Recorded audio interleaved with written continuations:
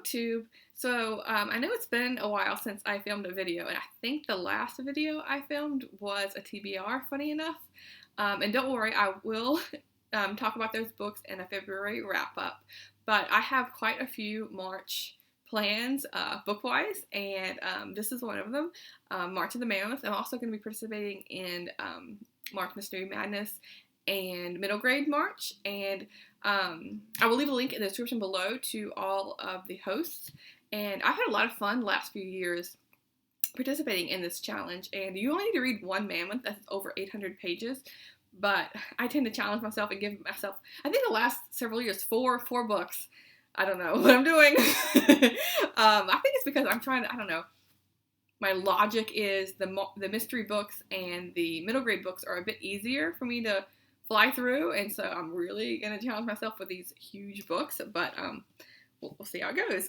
The first one is Brandon Sanderson's Rhythm of War. This is book 4 in the Stormlight Archive series, and this is, I don't know, it's kind of a cheat, but not really, because I have more than 800 pages left to read in this, because I've started this, I think in 2020, but then I put it on pause for like Christmas, and then now I've just getting back to it. I think I'm I don't know, 200 pages or so in, but this is a massive book. It's 1,230 pages. So yeah, I have 1,000-ish pages to go, and so yeah, it's a really pretty book. I really like the artwork that's inside. I think it's fantastic.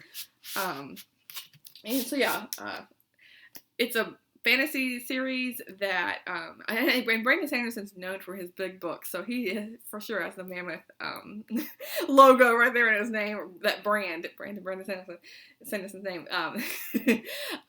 But this follows a world, I don't know, it's hard to describe, where there are these spren that come from another realm and connect with the humans in the world who provide them magic. And I really like the character development there, and the unique magic system. I don't know how unique it is, but being paired with a buddy. I always like that, what is it called, the not your spirit, but whatever your little co-pilot is. I'm blanking on that, but yeah, so this is a really fun read, and they are very, very, very big, and so I think he could have used with some editing, but yeah, I think a lot of fantasies go that route of having huge books, or really long series, or both. The next one is The Assassin's Cloak, an anthology of the world's greatest diarists. This is edited by Irene and Alan Taylor. And this is kind of a sneak peek of my book haul. I found this at a used library sale, and I snatched it up because I've been meaning to read this for quite a while. And it's also very, very big.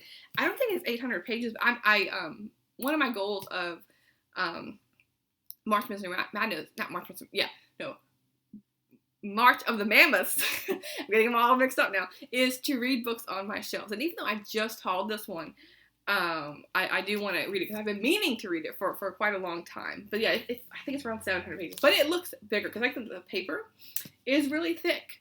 So yeah, I'm still going to count it, even though it's not technically. But I can take this book, which has more than 800 pages to read, and I can just put them over here, right? That counts. So yeah, this is people from all. Oh yeah, here are the names right here, on the end papers. So it's lots of famous diarists, and the world's greatest diarist. So duh, yeah. And it's broken down by month throughout the year, and so then I will have to, because if I'm giving myself, each week is a book, then I'll have to section it off that way and see if I can knock out a couple months in a day. But we'll see how that goes. And then I have Battle Cry of Freedom, The Civil War Era by James M. McPherson.